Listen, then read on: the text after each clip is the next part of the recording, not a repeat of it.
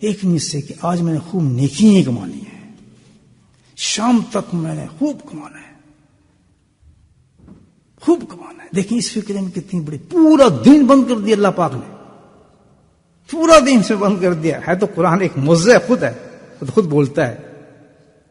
ضروری نہیں ہوتا کہ پوری آیتیں پڑھنی پڑیں، پوری صورتیں اور پھر ان کے نزول اور پھر ان کے واقعات، تب جا کے ہمارے ایمان میں اثر پڑے گا. میں نے تو ایک دو جوڑ کے فکر ایک بولا ہے بیچ میں سے، فَاتَّبِعُوا الْخَيْرَاتِ، اور گارنٹی ہے کہ اس کے بعد انسان ایمان کے ساتھ جاتا ہے، جنت میں اعلیٰ درجے ملتے ہیں، دنیا میں رحمتیں ملتی ہیں، رزق میں ترقی ہوتی ہے، اولادوں میں ترقی ہوتی ہے، خوشحالی نصیب ہوتی ہے، اور جناب اللہ پوری نمازیں نصیب ہوتی ہیں، پورے اعمال نصیب ہوتے ہیں، اور بہت کچھ اللہ تعالیٰ اس کو عطا فرما دیتا ہے.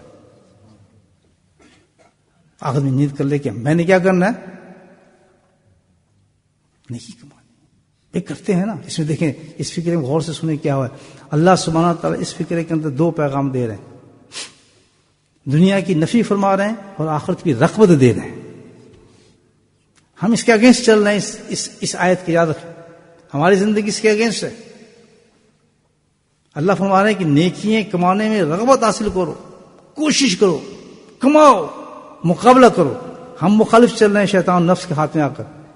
کس طرف چل رہے ہیں؟ ہم دنیا کی طرف چل رہے ہیں. دنیا کو کماؤ، بڑھاؤ، لوٹو، جو کچھ کرتے ہو، جس طرح بھی آ جائے لے لو. ایک نہیں تو دو بناؤ، دو سے تین بناؤ، تین سے چار بناؤ. صبح اٹھتے کانوں میں ہمارے صرف اسی چیز کی آواز جائے، دکان کھولنی ہے، کاروبار کرنا ہے، فلاں کام کرنا ہے، اس کو فون کرنا ہے، ادھر تعلق وہ کرنا ہے، یہ بھیجنا ہے، یہ بھیجنا ہے. یہ آوازیں آنی چاہیے ہمارے کان میں. ادھر قرآن کیا کہتا ہے کہ دنیا کو نہیں بلکہ کس کو بڑھاؤ؟ نیکیوں کو بڑھاؤ، یعنی آخرت کو بڑھاؤ. جو میں نے کیا میں آپ کو کام بتا رہا ہوں. فرسٹ ایک یاد رکھیں، وہ کیا ہے؟ اللہ کا ذکر. اس سے بڑی مشین کوئی نہیں نیکی بڑھانے والی. سب عمل اللہ تعالیٰ نے ایک حساب سے دیے ہیں. ہمیں حساب رکھا ہے.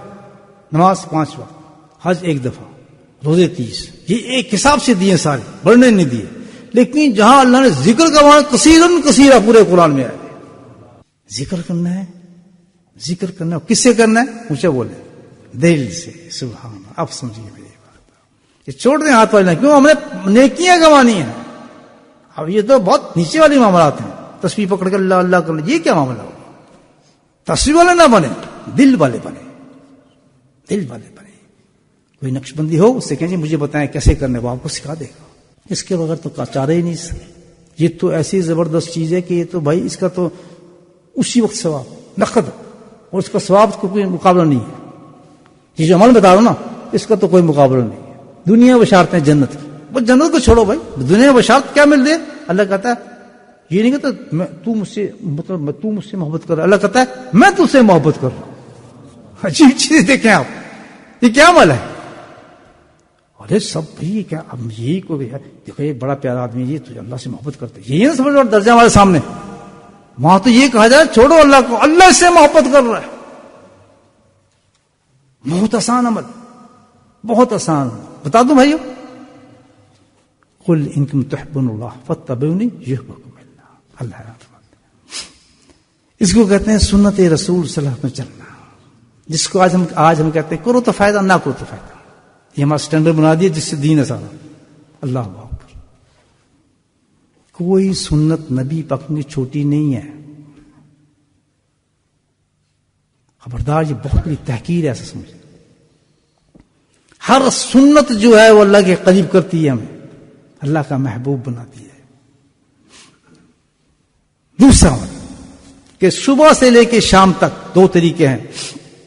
ایک تو اپنی مرضی کے مطابق زندگی گزارنا، اور ایک اللہ کے نبی کے مطابق زندگی گزارنا.